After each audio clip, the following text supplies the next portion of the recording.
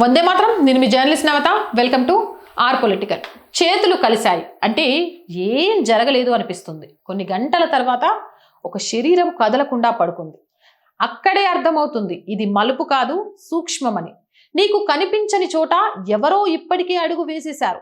ఈ సినిమా కథ చెప్పదు, కొన్ని సంఘటనలను నీ ముందు పెడుతుంది. నువ్వే వాటిని కలపాలి. కలిపిన తర్వాత షాక్ మొదలవుతుంది. ఒక పార్టీ, లైట్స్, డాన్స్, నవ్వులు, అందరూ రిలాక్స్.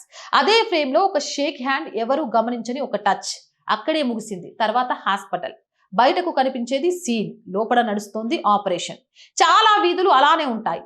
నారో గల్లీలు, దుమ్ము, బండ్ల శబ్దాలు, టైర్ల మరకలు, జీవితం సాగిపోతుంది. లియారీ కూడా అలాంటిదే. కాకపోతే అక్కడ దుమ్ము బాంబుల పొగ, శబ్దాలు తుపాకుల అరుపులు, మరకలు మనుషుల రక్తం. అక్కడ జీవితం ఆగదు, అది తుడిచిపెట్టుకుబడుతోంది. ఇది ఊహ కాదు, పునర్నిర్మాణం.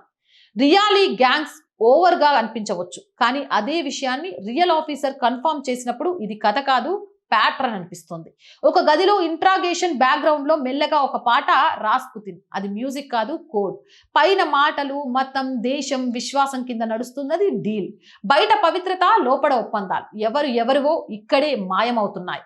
ఒక సీన్, మీడియా ముందు గ్యాంగ్స్టర్ మాట్లాడుతున్నాడు. ఒక్కసారిగా గన్ షాట్స్. సినిమా అనిపిస్తుంది, కానీ అదే నిజంలో జరిగినప్పుడు స్క్రీన్ రియాలిటీ మధ్య గీత కనిపించదు. డిమానిటైజేషన్, మనకది ఒక నిర్ణయం. ఇక్కడ ఒక అడుగు, డబ్బు ఆగింది, ఫ్లో కట్ అయింది, నెట్వర్క్ నిశ్శబ్దమైంది. ఎవరో నిశ్శబ్దంగా గెలుస్తున్నారు, నువ్వు గమనించే లోపే. జమీల్ సైలెంట్, సాధారణం, కనిపించని వ్యక్తి. అంతే ప్రమాదకరం, అందుకే ప్రమాదకరం. కానీ ప్రతి సీన్ లో అతనే ఉంది, ప్రతి మాటల్లో ఒక క్లూ. చివరికి తెలిసేది అతను పాత్ర కాదు, ఒక ప్లాన్ అని. ఒక చిన్న సీన్, బాత్రూమ్, ఒక హత్య, బాడీని కాల్చండి. డైలాగ్ లాగా వినిపిస్తుంది, కానీ అది ఒక సంస్కృతి, ఒక గుర్తింపు, ఒక స్తరం. చనిపోయిన తర్వాత కూడా ఎవరో నిర్ణయిస్తారు, నువ్వెవరో అనేది తేల్చి చెప్తారు. ఇది చెప్పడం కాదు, నిర్మించడం. ఇంతకాలం సినిమాలు నిజాన్ని సాఫ్ట్ చేశాయి, బ్యాలెన్స్ పేరుతో చాలా దాటేశాయి.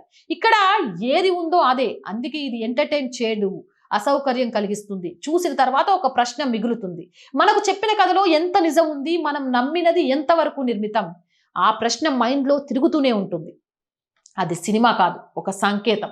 అవునంటారా, కాదంటారా? మీ అభిప్రాయం ఏంటి? కామెంట్ సెక్షన్లో పెట్టండి. అలాగే మళ్ళీ ఫస్ట్ వచ్చేసిందండి శాలరీస్, మిగిలిన వాటితోటి నిజంగా ఆర్ వాయిస్ ఆర్థికంగా చాలా అతలాకుతలం అవుతుంది. ప్లీజ్ ఈరోజు మీ ఆర్థిక చేయుత మాకు చాలా చాలా అవసరం. సో ఆర్థికంగా సపోర్ట్ చేయాలి అనుకుంటే సబ్స్క్రిప్షన్ పక్కనే జాయిన్ అనే బటన్ ఉంది. 1 to 5 లెవెల్స్ ఉన్నాయి, ఏదో ఒక లెవెల్లో సపోర్ట్ చేయండి. లేదా స్క్రీన్ మీద గూగుల్ పే, ఫోన్పేతో పాటు అకౌంట్ డీటెయిల్స్ ఉన్నాయి, మీకు తోచిన సహాయాన్ని అందించండి. వ్యాపార ప్రకటనల కోసం 8328500576 నెంబర్ని సంప్రదించండి. జై హింద్, జై భారత్.